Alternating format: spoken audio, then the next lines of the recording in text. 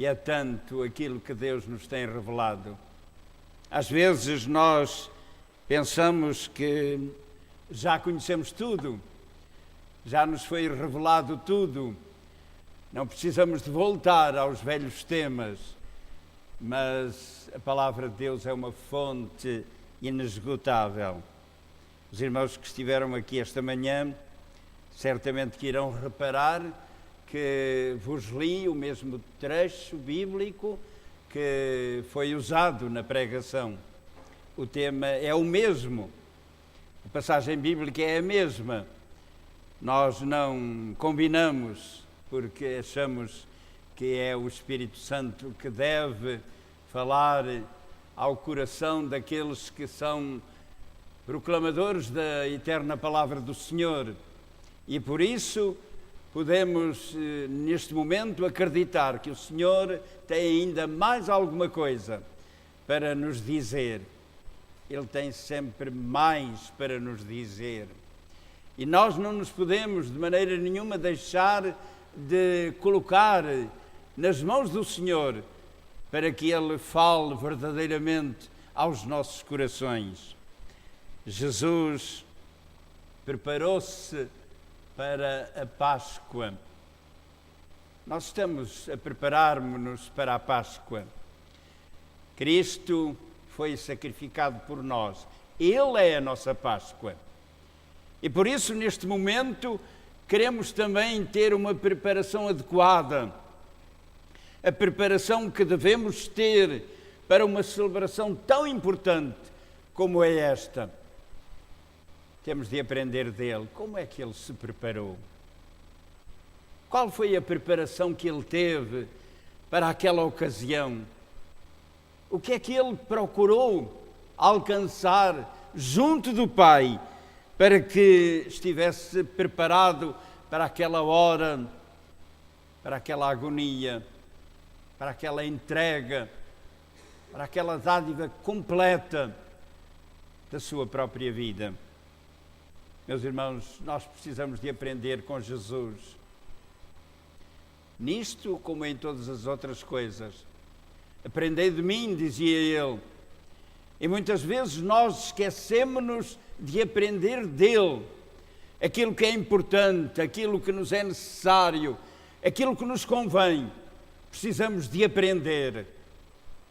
Nesta ocasião, vamos lembrar que Jesus teve o seu Getsemane. Ele veio a este mundo para sofrer a nossa dor. Esta manhã, o pastor que nos pregou falou-nos de tudo aquilo que Jesus sentiu, levando consigo os nossos pecados. Mas não podemos esquecer a humanidade de Jesus. E nesta tarde gostaria que os irmãos pensassem também na humanidade de Jesus. Ele fez-se carne. Por isso ele teve fome, ele teve sede. Por isso ele teve dores. Às vezes, quando nós ouvimos alguns irmãos queixarem-se das suas dores, nós nos lembramos que o nosso Deus teve muitas dores. As suas dores foram tremendas, mesmo físicas.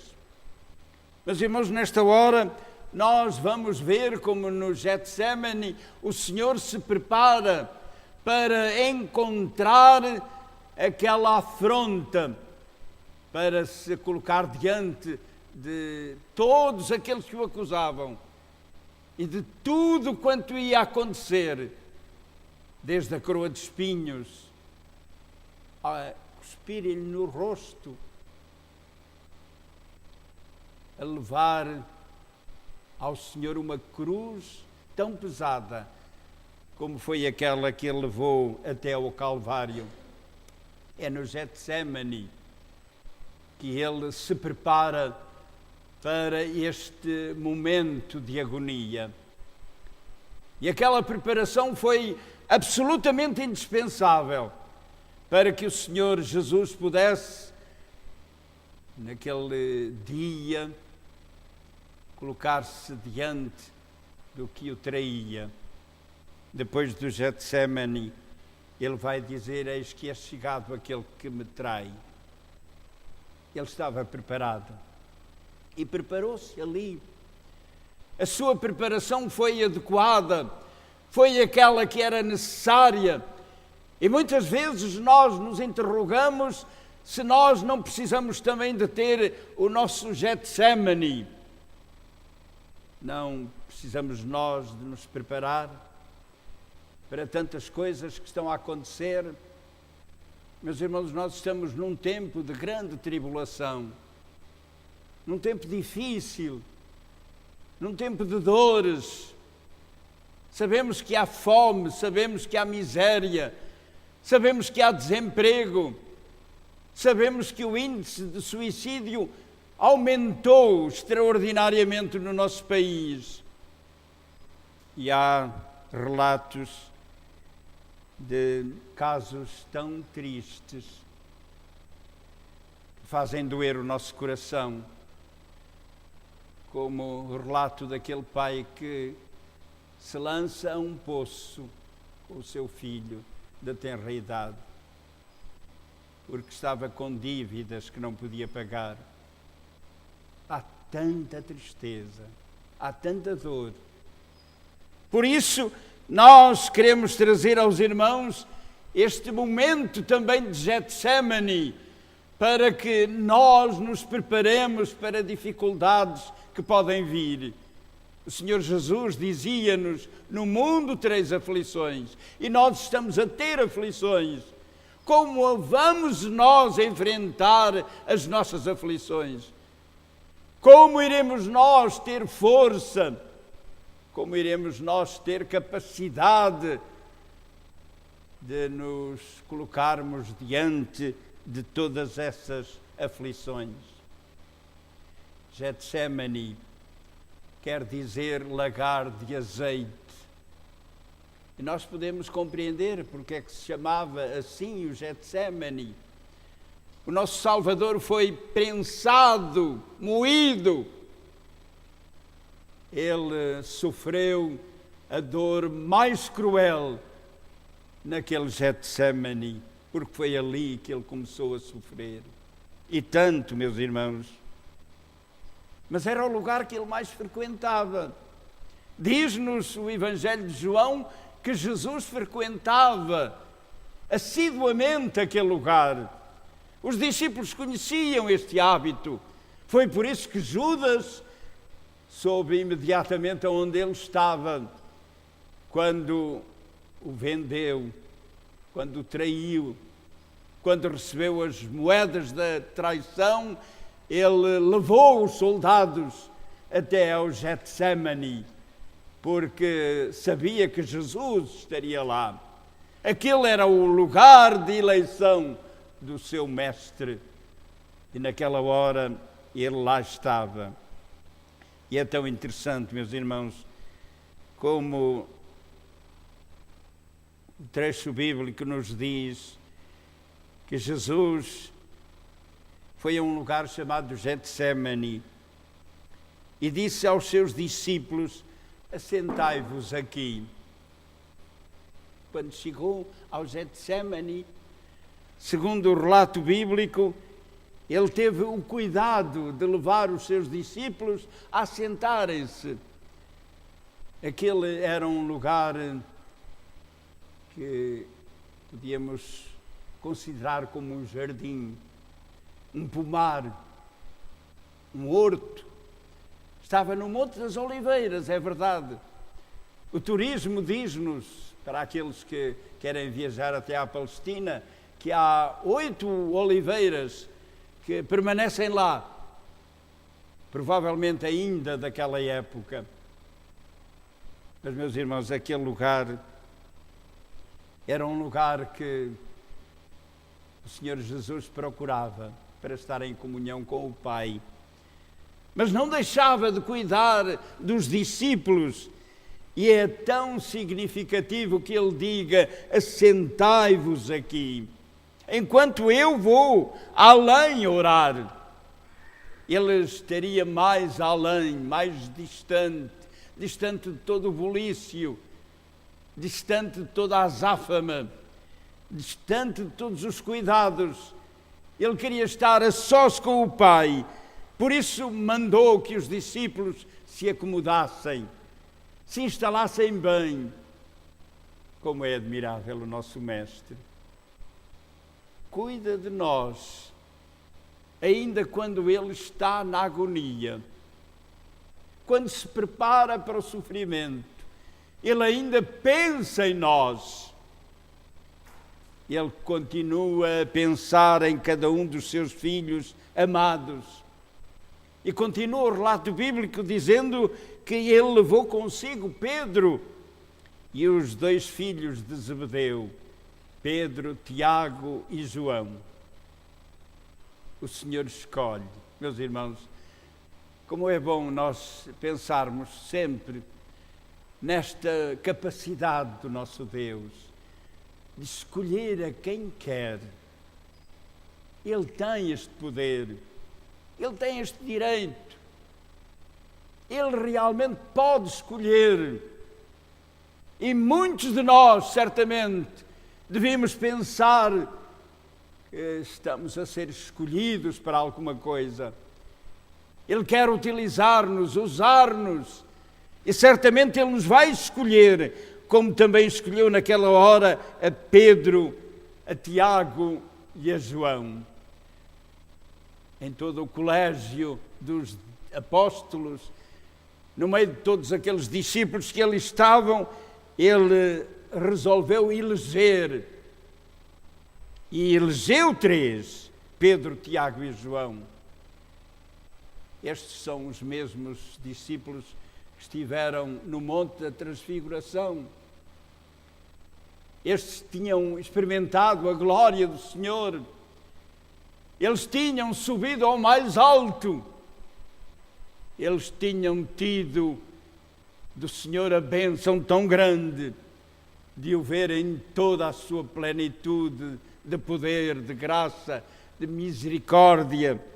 E agora, meus irmãos, são chamados também para participar de uma hora em que o Senhor está pronto para se entregar a si mesmo para a nossa salvação. E levou-os. Provavelmente eles estavam preparados para isso. Pedro, Tiago e João são muitas vezes chamados porque são discípulos que estão preparados para uma obra. E nós, neste momento em que estamos a celebrar a Páscoa, devemos pensar seriamente na nossa preparação. O Senhor quer-nos ter nas suas mãos para que estejamos preparados para tudo quanto Ele determinar, para subir à montanha, para contemplarmos a sua glória, ou para entrarmos no Getsemane, para o acompanharmos na sua agonia.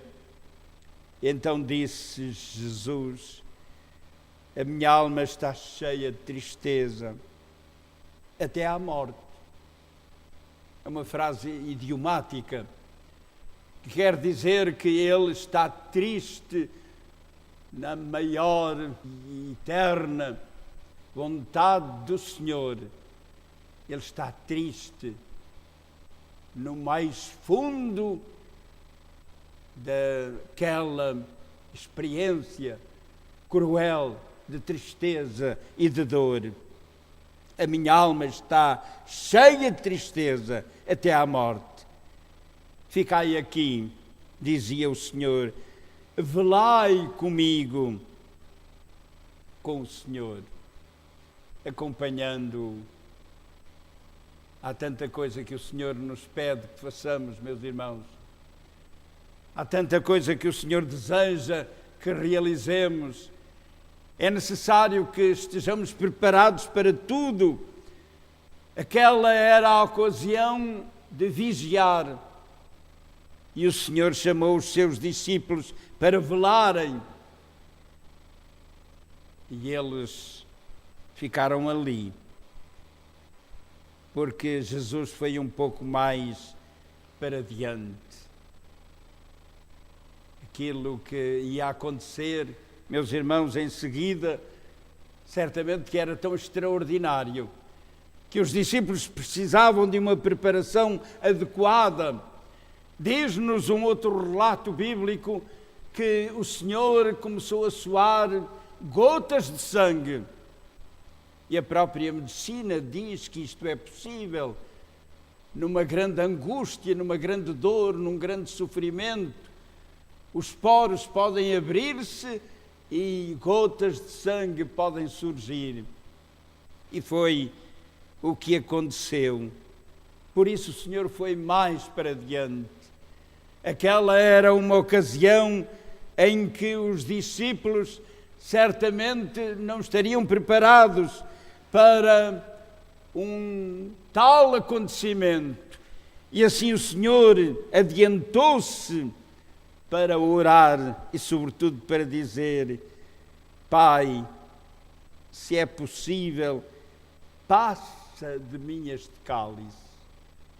Meus irmãos, quando nos abeiramos deste trecho bíblico, nós interrogamos-nos se era possível Jesus negar-se a ir à cruz.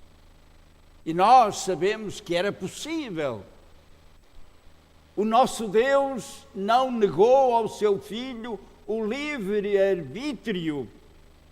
Ele tinha a capacidade de não ir, de recusar. Ele não precisava de beber aquele cálice. Por isso, ele orou.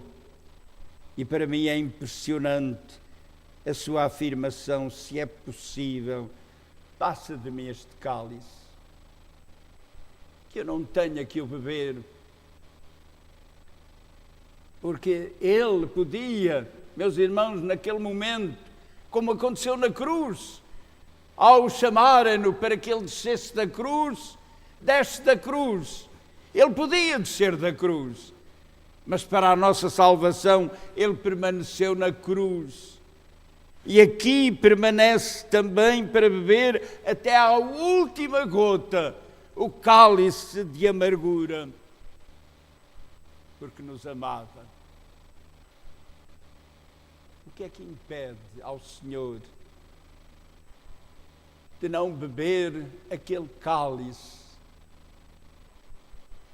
Ele que sofria dores e naquela hora estava em tão grande agonia, tinha tão grande temor. Ele que naquele momento estava ali com a sua alma cheia de tristeza, na extrema plenitude. Meus irmãos, o que é que o impede de recusar o cálice? Só o seu grande amor. E nós também nos impressionamos quando ouvimos a sua oração, porque ele está a falar com o Pai. Pai, meu Pai amado, ou como ele tantas vezes dizia, Pai querido, se é possível, ouve-me, atende-me. Como é possível o seu pai não atender o seu filho naquela hora? Meus irmãos, muitas vezes nós pensamos como é possível hoje em dia aqueles que procuram a salvação noutro meio. Tantas religiões procuram salvar-se de uma outra forma, senão por Jesus. E têm tantos salvadores, e têm tantas fórmulas. Como é possível nós aceitarmos que não estejamos a pecar contra um Deus que não quis ouvir a petição do seu próprio Filho, porque nos amava, porque nos queria salvar, porque não havia outra salvação, porque só por meio da sua morte vicária podíamos ser salvos. Se é possível, Pai, passe de mim este cálice, Todavia, não seja como eu quero, mas como tu queres. Meus irmãos, como é que nós tantas vezes queremos fazer o que queremos, o que nos parece bem, o que achamos necessário para as nossas vidas, quando temos um mestre que procura em tudo a vontade do Pai. Não seja como eu quero, mas como tu queres. Ainda que isso signifique a maior dor, o maior sofrimento, a maior tristeza, a crucificação no Monte do Calvário. E voltando para os seus discípulos, ele achou-os dormindo. Eles não puderam velar. A carne, meus irmãos, não lhes permitiu que eles pudessem participar daquela hora. Era uma hora tão especial, tão fora de comum, que a sua carne não pôde de maneira nenhuma ficar vigilante. Eles tinham a boa intenção, acreditamos firmemente, de acompanhar o Senhor, de estar com o Senhor, de velar com Ele, mas a sua carne não permitiu. A sua humanidade não lhes deu a capacidade de continuarem ali em oração, ao lado do Senhor, para que Ele pudesse sentir a sua presença, o seu companheirismo. E quando o Senhor Jesus, por fim, vem ter com eles, Ele diz-lhes: agora repousai. Está tudo consumado. Levantai-vos, já podemos partir. Meus irmãos, Ele tinha vencido. Ele tinha ganho. Realmente nós podemos dizer que a grande batalha para a nossa salvação foi ganha aqui. Ele estava preparado. Dentro de instantes chegaria o traidor. Tochas entravam naquele horto para não dissipar as trevas, mas para trazer ainda mais trevas àquelas que desceram sobre a terra quando mataram o próprio Filho de Deus. Ele disse: levantai-vos. O seu grande amor venceu. Meus irmãos, Ele venceu para que nós tenhamos vida, para que nós tenhamos salvação. Ele pôde alcançar a grande vitória. Por isso Ele disse: partamos, podemos ir, porque é chegada a hora de me confrontar com aquele que me trai, a hora de me encontrar com os que me vão julgar, me encontrar com aqueles que me vão ferir, magoar, cuspir no rosto. Vai chegar a hora em que eu posso encontrar-me com toda esta dor, com todo este sofrimento. Por isso, levantai-vos, vamos partir. Meus irmãos, nesta preparação para a Páscoa, o que vos queria dizer era exatamente isto. Levantemo-nos. Vamos proclamar em todo lugar que o nosso Deus nos amou, que nos ama, que preparou uma gloriosa salvação, que Ele a ganhou pelo seu próprio sacrifício, sacrifício espiritual, mas sacrifício físico também. Ele ganhou a nossa salvação. E assim sendo, nós podemos partir para esta tão grande proclamação que o mundo necessita.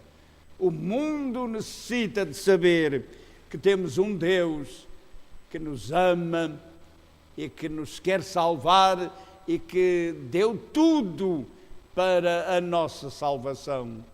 Que Ele seja para sempre exaltado. Amém.